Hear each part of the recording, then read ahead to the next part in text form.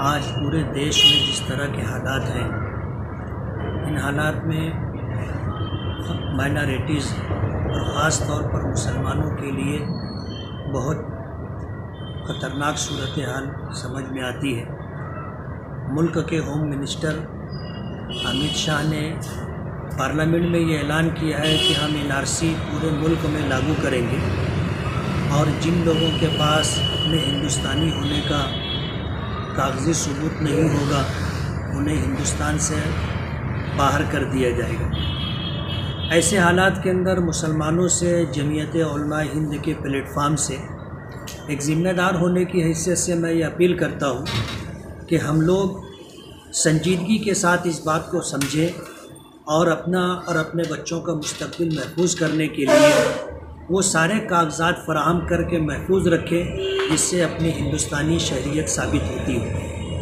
आसाम के अंदर NRC का मसला BJP सरकार ने खड़ा किया था और तकरीबन 45 लाख लोगों के करीब उनके सर पर एक लटकती हुई तलवार थी, जिनके बारे में ये कहा जा रहा था कि ये बांग्लादेशी हैं और गैर हिंदुस्तानी हैं और इन्हें आसाम से और हिंदुस्तान से निकाल देना चाहिए। इसी तरह के हालात मुल्क बर्मा में पेश आए और बर्मा के हालात ऐसे थे कि वहाँ मुसलमानों की शहरियत को ख़त्म करने के लिए और मुसलमानों को मुल्क बदर करने के लिए जो साजिश की गई उसमें लाखों रोहिंग्या मुसलमान बर्मा की शहरियत से महरूम हो गए और आज पूरी दुनिया में उनका कोई वतन नहीं। बांग्लादेश में 8 से 10 लाख जो है ये रोहिंग्या मुसलमान है दलदली इलाके में जिनको बसाया गया है। और अभी पिछले दिनों खबर आई थी कि उस इलाके में जहां रोहिंग्या मुसलमान है पूरा सैलाबी पानी भर चुका है। ऐसे संगीन हालात बर्मा के मुसलमानों के लिए पैदा किए गए। आसाम में भी इसी तरह के हालात पैदा किए गए। जमीयत-ए-उलमा हिंद की कोशिशों से सुप्रीम कोर्ट में केस लड़ते हुए उन आसामी मुसलमान और गैर मुस्लिम भाइयों के लिए जिनके लिए NRC का मसला बहुत संगीन बना हुआ था, केस लड़ करके तकरीबन 40 लाख के करीब लोगों को NRC के ज़रिए हिंदुस्तानी शहरियत साबित की गई। अमित शाह ने यूनियन होम मिनिस्टर ने ऐलान किया है कि हम NRC का ये कानून पूरे मुल्क में लागू करेंगे। अगर ये कानून पूरे मुल्क में लागू होता है तो सूरत हाल ऐसी होगी कि हर हिंदुस्तानी के लिए, चाहे वो मुस्लिम हो या गैर मुस्लिम हो, कागज़ी सबूतों की बुनियाद पर यह साबित करना होगा कि वो हिंदुस्तानी है। इसलिए सबसे पहली चीज़ ये है कि वोटर लिस्ट में हमारा नाम होना चाहिए और हमें हर हाल में वोट करना है। आसाम के मुसलमानों का ये तरीक़ा रहा कि वो 100% वोट करते हैं। अगर वोट देने के लिए उन्हें अमेरिका, बरतानिया, जर्मनी, फ्रांस और दूर दराज मुल्कों से आना पड़े तो वो सफ़र करके आते हैं और वोट देते हैं।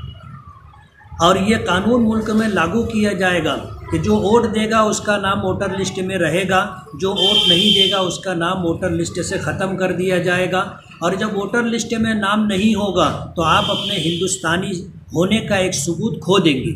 इसलिए आज इस वक्त सबसे पहली गुजारिश हमारी ये है कि वोटर लिस्ट में अपना नाम बढ़ाया जाए और हर हाल में वोट दी जाए। 5 साल में एक दिन ऐसा आता है कि हमें अपनी रियासत और अपने सूबे के लिए वोट करनी होती है और 5 साल में एक दिन ऐसा आता है कि हमें अपने मुल्क के लिए वोट करनी होती है।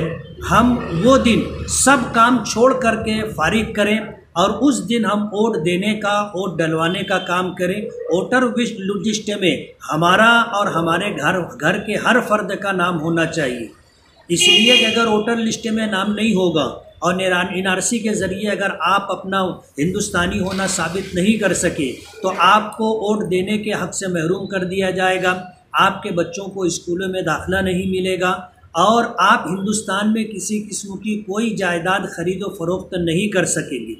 इसलिए ये इंतहाई संगीन मसला है। अभी 2-4 दिनों से अखबारात में, आज के अखबार में भी इनकलाब में ये ख़बर आई है कि union home minister Amit Shah ने इस बात का पार्लियामेंट हाउस में ऐलान किया है कि हम NRC का कानून पूरे मुल्क में नाफिज करेंगे। जाहिर बात है इसमें ख़ास तौर पर जो है जिन लोगों को निशाना बनाया गया है पूरा मुल्क समझता है वो कौन लोग हैं। इसलिए हमें अपना मुस्तकबिल, अपने बच्चों का मुस्तकबिल महफूज करने के लिए हर हाल में वोटर लिस्ट में अपना नाम शामिल करवाना है। और जब वोट देने का वक्त आए तो उस दिन एक दिन सब काम छोड़ करके सिर्फ वोट देना अपनी ज़िम्मेदारी समझ करके, वोट दिलवाना अपनी ज़िम्मेदारी समझ करके हमें काम करना है, ताकि हमारा और हमारे बच्चों का मुस्तकबिल महफूज रहे। और हिंदुस्तानी साबित करने के लिए वोटर लिस्ट में नाम होना एक सबूत है। इसके अलावा अपना बर्थ सर्टिफिकेट, लिविंग सर्टिफिकेट, ग्राम पंचायत का दाखिला हो, इसी तरह जो है म्यूनिसिपैलिटी का हो, ज़िला परिषद का हो या कारपोरेशन का हो, इसी तरह अपने पास पासपोर्ट का होना, इस तरह के जो कागजात हैं वो हर एक के इस तरह के कागजात महफूज होना चाहिए, ताकि उसका हिंदुस्तानी होना साबित किया जा सके। इसमें वो मसला कोई नहीं कि अपने बाप दादा की मरदमशुमारी 1951 अभी क्या सूरत हाल बनती है कहा नहीं जा सकता, लेकिन जमीयत उलमाए हिंद की वर्किंग कमेटी में जो बात सामने आई उससे ये सूरत हाल मालूम हुई कि देश की आज़ादी के बाद 1951 में जो मरदमशुमारी हुई थी, उस मरदमशुमारी में हमारे बाप दादा में से किसी का नाम हो तो उसकी तहकीक करके हमें वो चीज़ साबित करना चाहिए, ताकि वहाँ से हमारा हिंदुस्तानी होना साबित हो।